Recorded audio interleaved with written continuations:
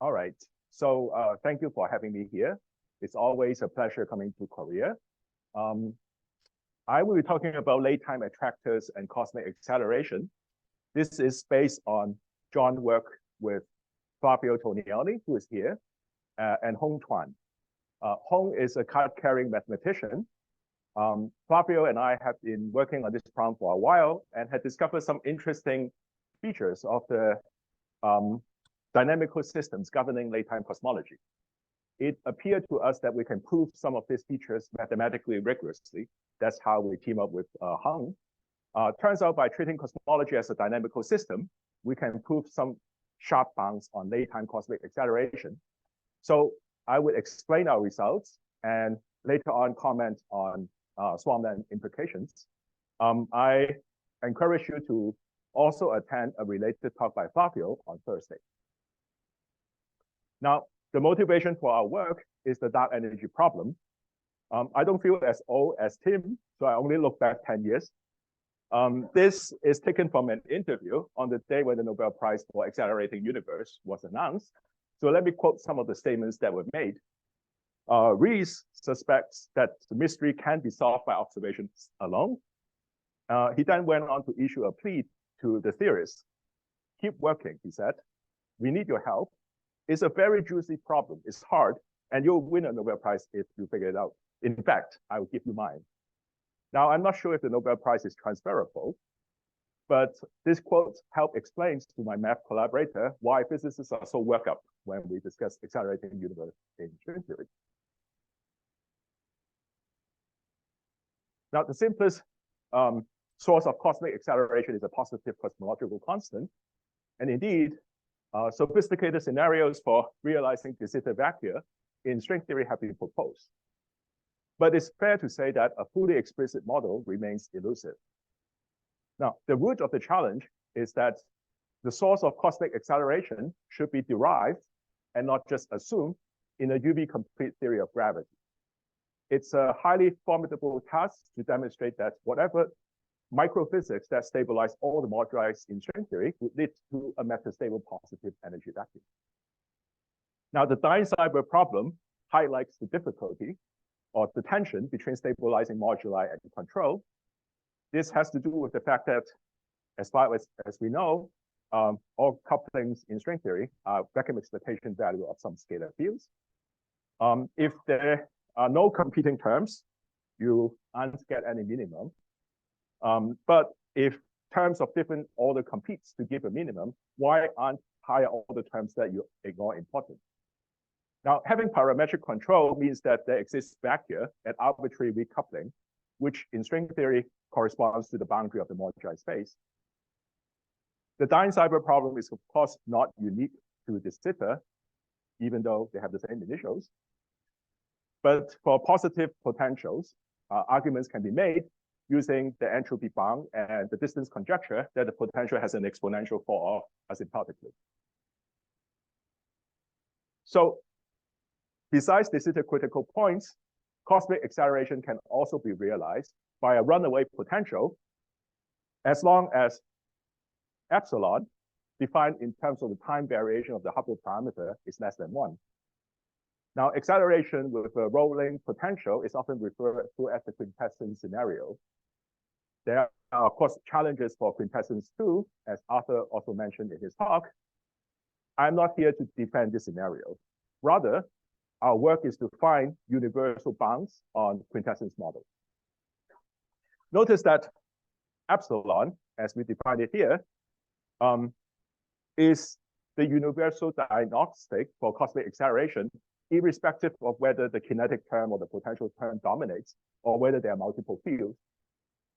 And in fact, this epsilon parameter is related to the so-called deceleration parameter that is commonly used in the cosmology literature. So one point I would like to emphasize is that the criteria for cosmic acceleration is in general unrelated to potential gradient. Now, as I will show, late-time cosmological solutions generally have non-negligible kinetic terms. So without knowing on-shell solutions, how are we going to bound epsilon? So one of the aims of our work is to find a link between acceleration and features of the potential and the conditions for such a link to exist. Now, swarmland criteria are oftentimes stated in terms of the gradient and curvature of the potential. So our work would connect immediately to the swarmland program as presented by several speakers this morning.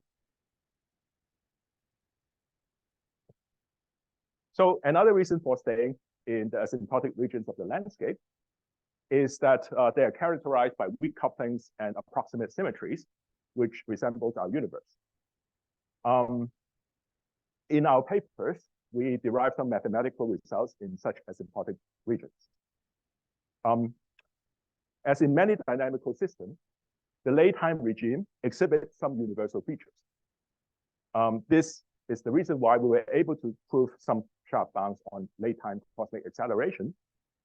So as an analogy, like doing large N expansion in QCD, studying this asymptotically late time behavior may teach us about our current universe, which may be old enough to justify this asymptotic limit.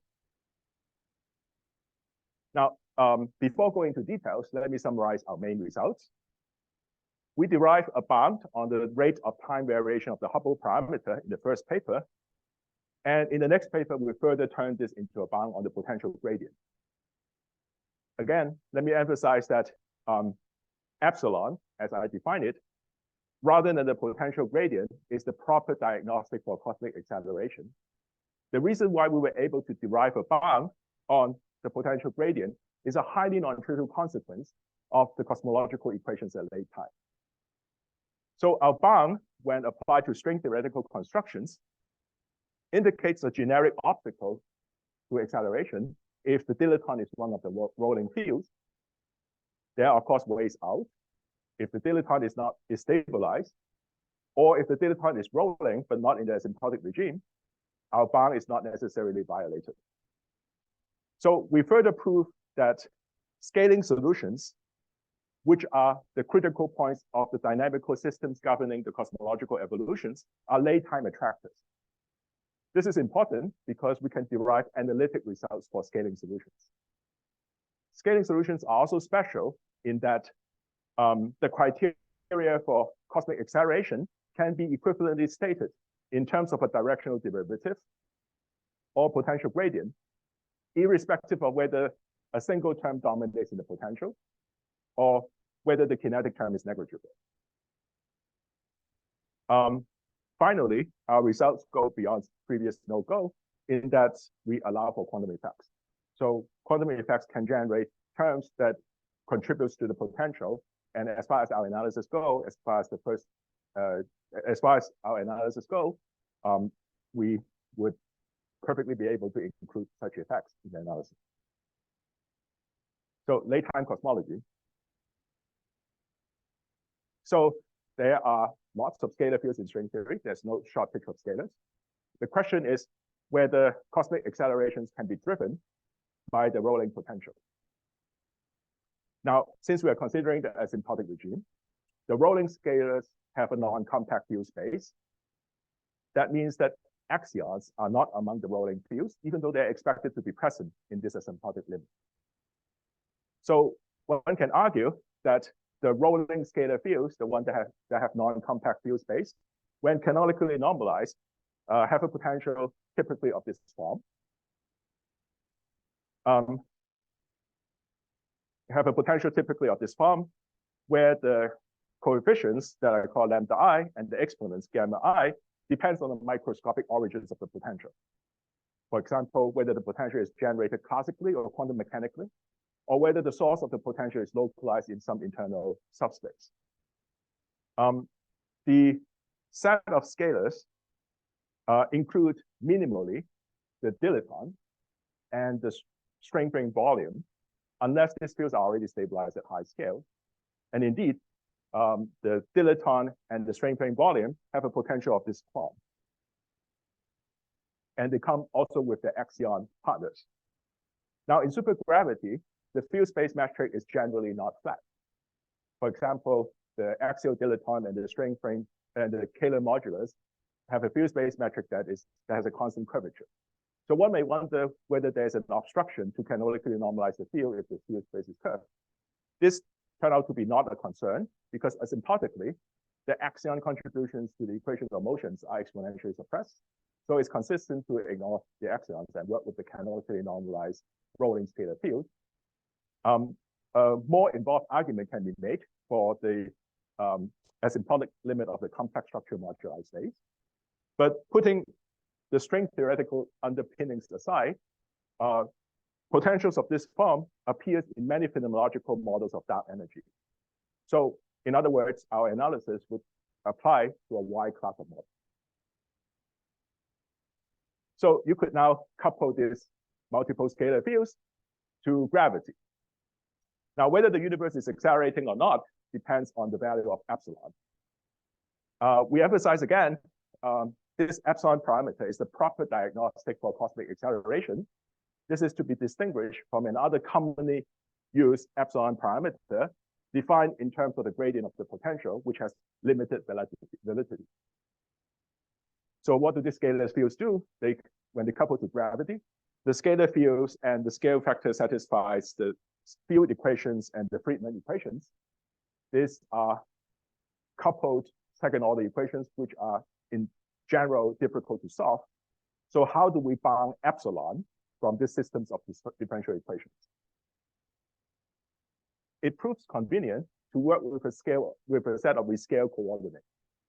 And so these rescale coordinates are known as x and y for us. X is related to the kinetic energy of the field, y is related to the potential. And so one can show that the cosmological equations can be formulated in terms of an autonomous system of ordinary differential equations that takes the schematic form. This is known as an autonomous system because the time evolution of the system depends only on the current state of the system and not explicitly on time. And among these ordinary differential equations is the Friedmann acceleration equations. And here we can see that the quantity that we want to bound, epsilon, is proportional to the square of the dynamical variable x, which, as you can see, is equal to the kinetic energy of the field. So our strategy is therefore to bound the kinetic energy of the multi-field systems. The remaining Friedmann equation also takes a very simple form. The other Friedmann equation constrains the dynamical field to lie on an n dimension, to lie on the sphere. If there are n scalar field and m potential terms, the dynamical degrees of freedom lives on an n plus m dimensional sphere. And if some of the potentials turn out to be negative, they live on an n plus m dimensional hyperboloid. Nonetheless, this picture helps visualize the dynamical system whose late-time behavior we want to bound. So the universe can only accelerate if the total potential is positive, but individual terms can be positive or negative, especially if the potential is generated by quantum effects. There's no reason why they have to be positive definite. Our proof applies to the general case where the potential can have positive and negative terms as long as the overall potential is positive. But to illustrate the idea, let me first show you how we bound acceleration in the simplest case when all the potential terms are positive. Okay? This helps to gain some intuition. So we derive a two-sided bound as follows.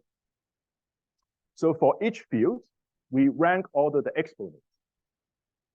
The smallest exponent sets a lower bound on this epsilon parameter.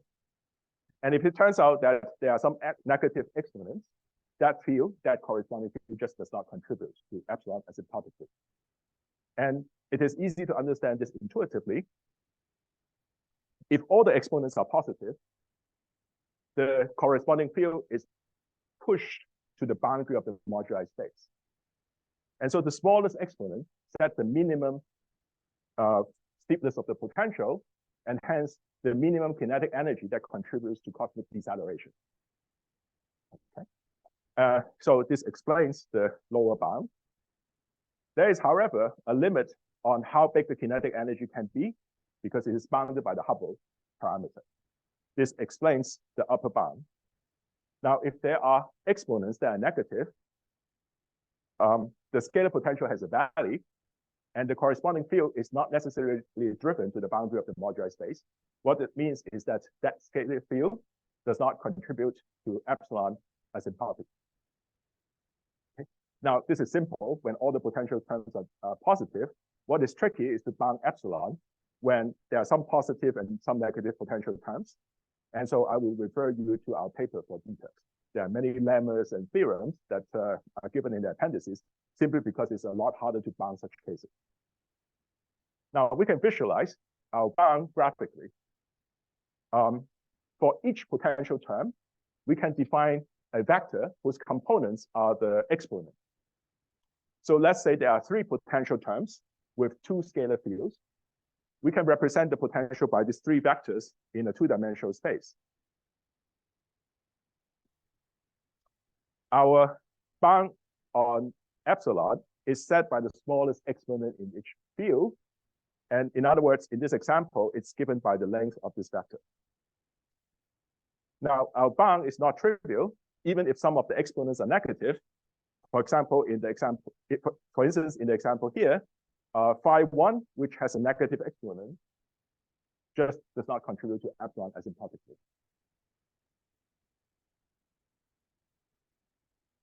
So the bound, as stated, is naively basis dependent, field basis dependent. But it is clear that we can find an optimal bound if we choose the right field basis. The optimal bound is obtained by maximizing this vector, the length of this vector, over all ON rotations. So let's come back to the example that I showed you earlier. It looks like we got a very weak bound because one of the field does not contribute to this bound on the acceleration. But nobody tells us that this is the unique basis to be chosen.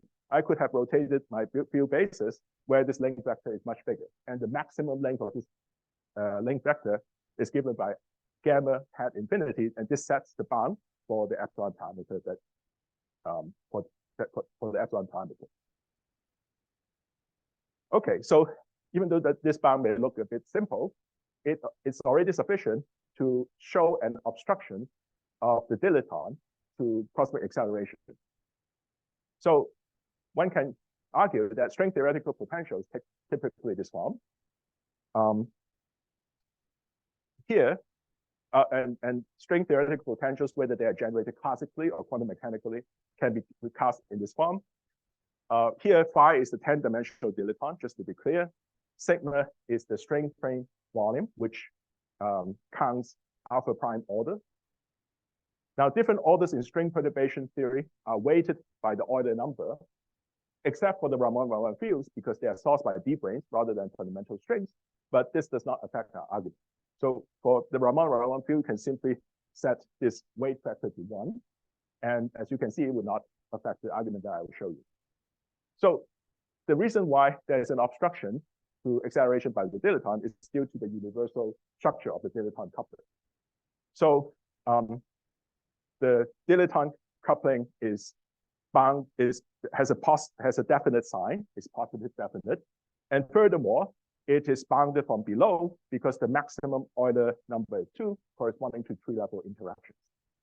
So the dilaton leads to an obstruction because each of these fields contributes additively to epsilon.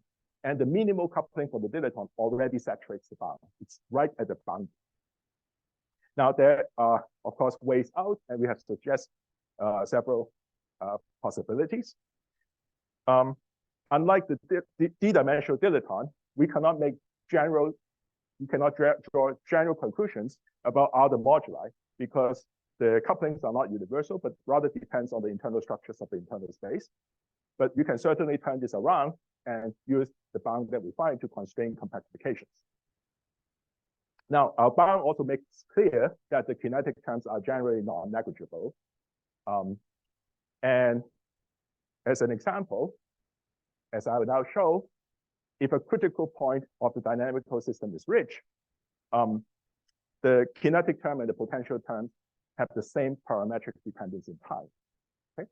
So this brings us to scaling solutions. So scaling solutions are the critical point of the dynamical systems governing the cosmological evolutions. They are known as scaling solutions because the scale factor takes a power law form. A, the scale factor goes like T to some power.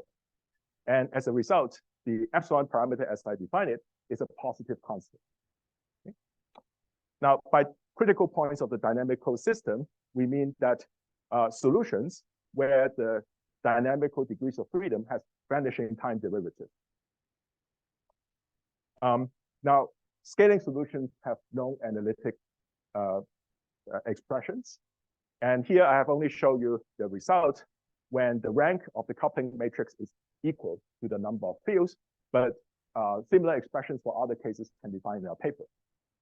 Now, other than the fact that the scale factor is, it goes like a power with a constant that you can evaluate given your potentials, the scaling solutions have the feature that all the fields goes like log of time.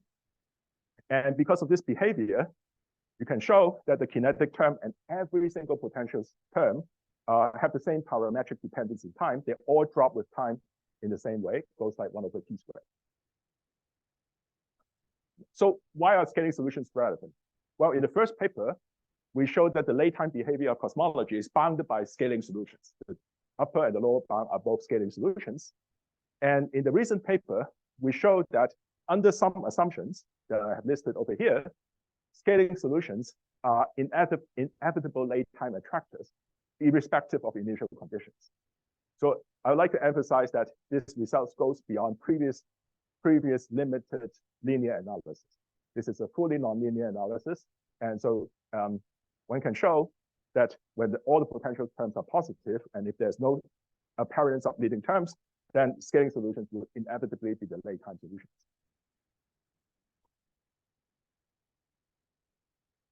So not only are scaling solutions inevitable at late time, their field trajectory is so simple that different criterion for cosmic accelerations are identical. Okay? So I told you earlier that they all go like log of t. And so if you look at how the field runs in the field space, the scalar fields follow straight lines in the field space. Okay? So by an ON rotation again, you can choose one of the field bases where one of the scalar field aligns with the field trajectory, whereas the orthogonal field stays constant. So now you can define a directional derivative along that field direction. And the directional derivative evaluated on the on-shell solutions was shown to be proportional to square root of epsilon. So that means that for scaling solutions, the criteria for cosmic accelerations can be equivalently stated in terms of this directional derivative. Now, there's yet another criterion for cosmic acceleration that is commonly used or considered in swarmland studies.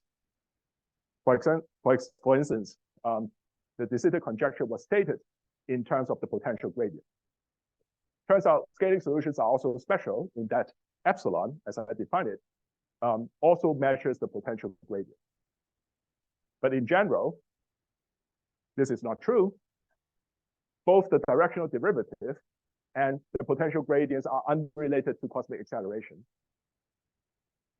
It's only for scaling solutions where there's no non-judicity factor and the change and eta is not and eta is constant that we can conclude that both quantities give the same results. Now, in general, the potential gradient is an overestimation because of the triangle inequality.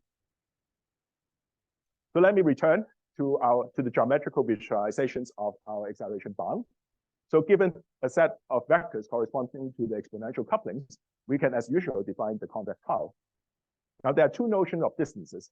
One is what we call the convex hull distance, which is the infimum of the distances of points on the convex hull from the origin. Another distance is the distance of the hyperplane containing the convex hull from the origin. So this is what we call mu twiddle. And the two distances are in general not the same. They are the same when the hyperplane distance vector intersect with the convex hull. So if all the potential terms are positive, we show that our optimal bound is given by the convex Howard distance.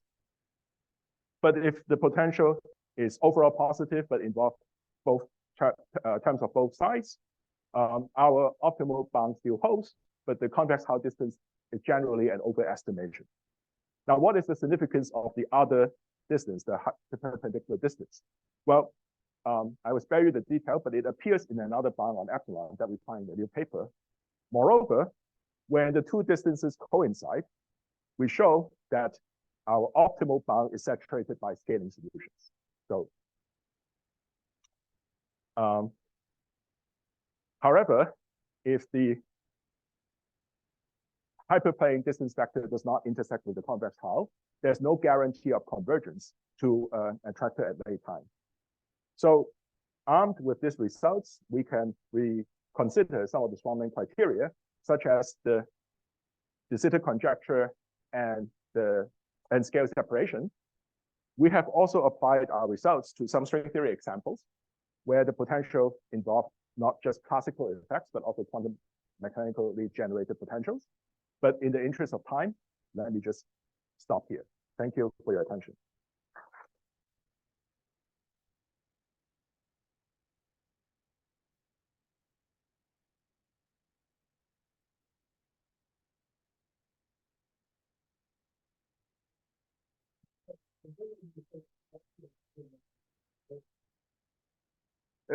I'm not saying that it cannot be quintessence. In fact, there's a big industry. Yeah, absolutely. Exactly. So, yeah.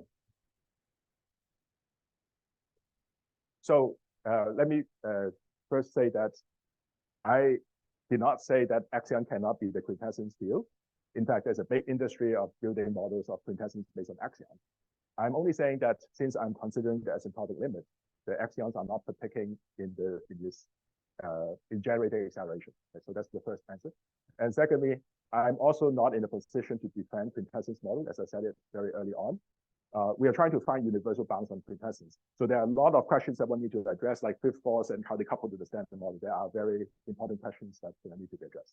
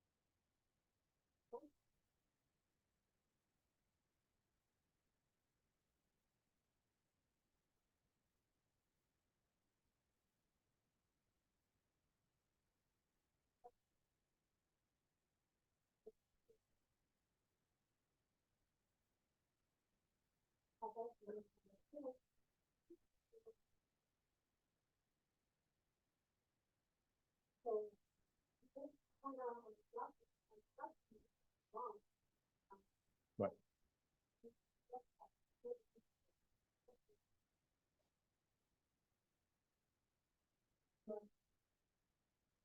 Right. So let me say, so here, as I said it in the beginning, I hope this point is taken, that I'm trying to find, we are trying to find universal bound on quintessence. And so there are situations where you can make clean cut statements. For instance, this d-dimensional dilettante by itself would contribute to too large an epsilon diameter. So, given the model, you should check whether what you call gamma infinity is big or small, right? So some models give you already big enough value that you don't have to worry about, you don't even have to look further into them. Some models may, we even said in the paper that there are some models where gamma is equal to 0. But whether the model actually works, of course, is the second, is another question. Now, we do get the same bound under the conditions that all the potential terms are positive. When there are negative potential terms, we would say that at this point, at least, that the convex Howard distance may be an overestimation. And so I think it's important to keep that in mind. That there's a possibility that this is not the universal bound when you consider also quantum effects. where the potential terms can be negative.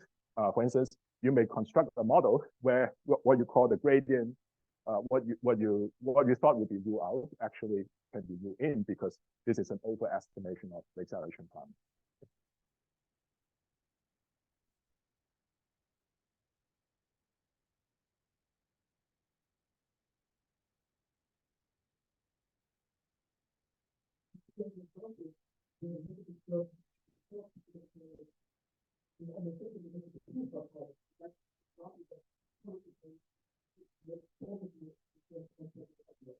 So I could not give you a full-fledged example, but I can say that at least at the level of the analysis that we make in the first paper, for instance, the dilettante itself, if you allow several terms, some of them can be negative, then you could relax the bound.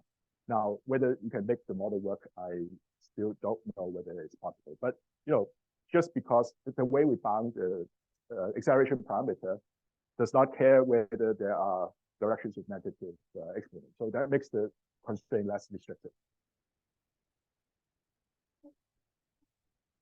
Thank you.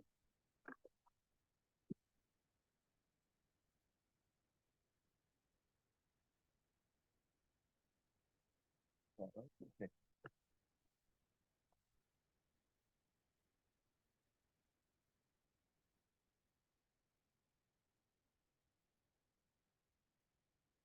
Okay.